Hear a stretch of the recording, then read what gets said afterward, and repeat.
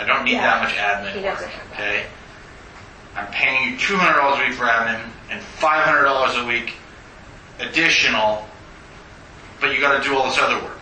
And but you get that. That's not draw. Right. In addition to the 500 and 200, you're going to get 20% instead of what is set forth in the policies and procedures, because you're not taking a draw. You're getting a guaranteed 500, which I'm not going to deduct. I see what you're saying. If they take that's a difficult position for us. Right, and that's going to be really hard for him to show. Because Unless they lie or create Well, he emails will lie. or something like that, I just don't know what's going to happen. sure. Yeah. If they do something like that, Right. and they provide supporting documentation for it, that can be difficult for us. That's actually, so he's in essence, he's saying 200 a week for admin, 500 a week as a recruiter, but that 500 a week is not a draw. It's No, a so salary. what he's going to say is He it's said not it's a draw. $500 a week as a recruiter. But he's going to say it's $500 a week to do the research and all this other stuff. That's like a recruiter. You're essentially a recruiter in training. That's what he talks about. That's his. I'm paying you $500 a week to be a recruiter in training to do supporting work for me and Ken, basically. Yeah. And maybe somebody else, but basically him and Ken. And then you give us the information that we said, hey, go find this stuff, scour the internet, whatever, look for these things, and bring it back to us. Because that's what a recruiter would do. Right. Well. You were doing some recruitment type activities on whether it's, because he says there's recruiting and then there's marketing. You were doing some of those activities. And what he could say is for that $500, that's what you were doing. And then, if you found something, I would then pay you 20%. And in his mind, because that's what he's doing. That's what he had in his mind. Yeah.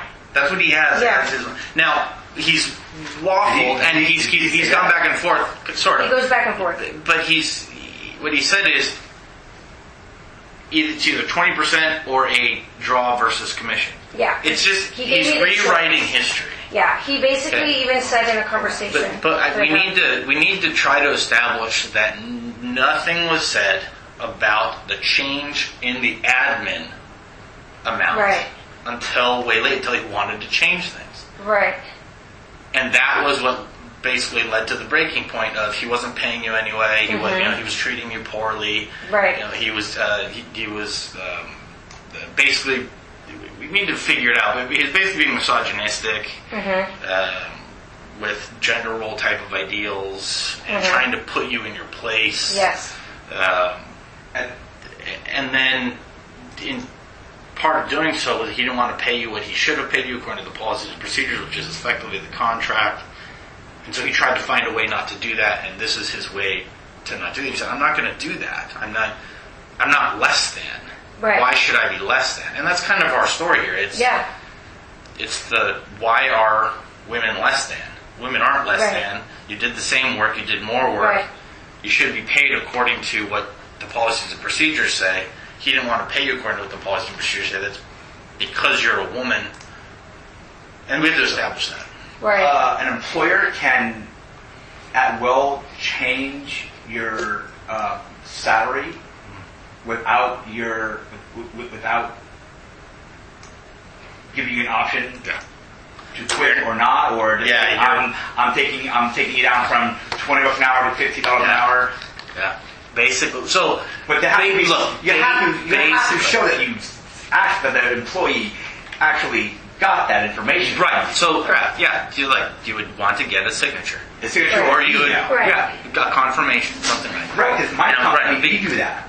So there's no obligation for an employer to pay you anything in particular. Now, what the employer can't do is pay a woman differently because she's a woman. And an employer can pay someone differently because they have less experience. Okay? But the problem for Howard in this situation is it doesn't matter what your experience is.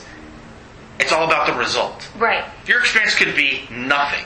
If you are immediately effective, it doesn't matter. You're entitled to that pay because it's about what the result is, not what the workup. You don't get paid for the workup. Right. If you don't make a placement, you never get paid on those. So it's tough for him because he can't. In other situations, the employers can say, "Well, no, look, you were new. This is a training period. I'm paying you less because you're new and you're training and you weren't as skilled and you were wasting some time here or there." That doesn't really apply. Right. Here. I have an email on June 15th, 2017, where I basically I'm calling in because I'm sick. I had to go to the ER. He responds with, "I'm sorry that you're still not feeling well and hope you get better. As for pay and things, we can discuss later and come up with a solution that is fair." Slow down. That is fair to both yourself and Princeton. As for this week's pay, you are being paid your full salary and the funds will be in your account tomorrow. So he paid me even though I was sick. He said, as for being sick, unless you are so sick you cannot pick up a phone and talk, Yeah, he mentioned that. your responsibilities changed when you went from being a straight administrative assistant to being a 3/4 time consultant. As an administrative assistant, when you are sick and you stay home and don't have any business responsibility. As a consultant, you need to understand that you are running your own small business, and that means when you go on vacation, passing off whatever information and work, you need me so that I can handle your business. When you are sick, that means either keeping in touch with me and allowing me to help you, or helping yourself by keeping in touch with your clients, responding to emails, checking your messages. Please make sure that you do those things because you don't want to come back to work feeling that you are starting from ground zero. And I said, I want to clarify something. I may have been, and maybe I am reading your email wrong, but I am a consultant 100% of the time. Because he goes to say that I'm only a 3/4 consultant. Which you are paying me $500 a week draw, and $200 a week is what you are paying When me did for. you say this? June 15th, 2017. That's late. Late. So when did that happen, though? When is your understanding of that change? Why are you saying that? Just so you know, that's not good for you. Okay. In this case. What you're saying here is not positive for you. Okay. This is through my... It's fine. We have to deal with it. They're going to have this. This is... I'm trying to figure out why you're saying this. Yeah. And from when that your understanding was. Right. I just Are found... you trying to confirm a change as of this date, or that's your understanding of what you were doing? I wanted to make sure this is right before I got my money for my last placement, that I received my full commission amount. Because he was trying to tell me that I'm not a recruiter. Right. So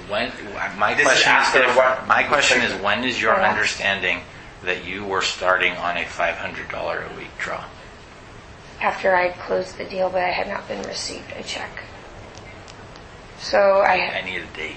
Okay. An approximate date. Alear, the last one, because he was trying to tell me I wasn't going to get the full paycheck. I closed Alear.